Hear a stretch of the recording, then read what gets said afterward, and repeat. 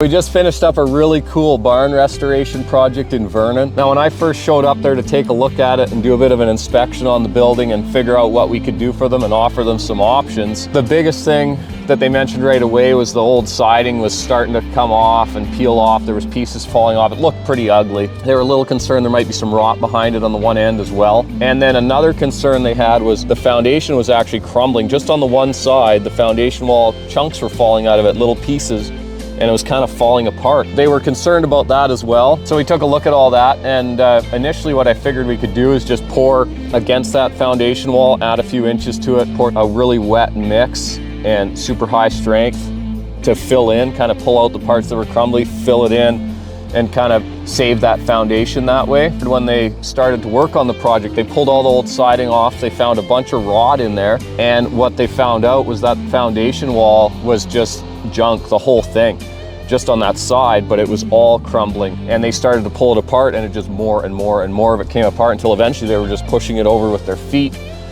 and there was nothing left of it. So it ended up being a bit of a change order to do it right, but what we did is we ended up going in there and taking out that entire stretch of foundation wall.